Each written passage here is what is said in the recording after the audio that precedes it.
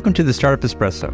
I'm Hall T. Martin, the host of the show, where we talk about raising funding for your startup and the time it takes to have an espresso. I hope you enjoy this episode.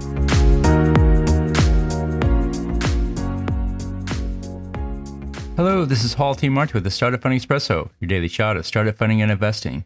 There are several types of buyers for secondary shares. Each has their own motivation for doing so. Here's a list to consider. Employees often want more shares of a startup that is doing well. They may also want to sell their shares to pay for expenses such as college tuition for a family member. When an employee leaves, the company will oftentimes let the employee sell their shares. Venture capital funds will sell secondary shares to provide liquidity to their limited partners. And for companies that are not on track for an exit soon, some venture capital funds sell their shares to wind down the fund.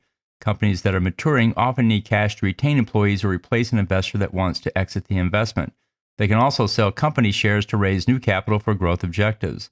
There are several types of buyers, each with their own incentive to sell their shares on the secondary market. Thank you for joining us for the Startup Funding Espresso, where we help startups and investors connect for funding. Let's go start listening to today.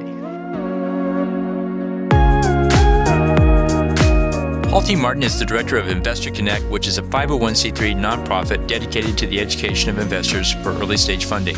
All opinions expressed by Hall and podcast guests are solely their own opinions and do not reflect the opinion of Investor Connect. This podcast is for informational purposes only and should not be relied upon as a basis for investment decisions.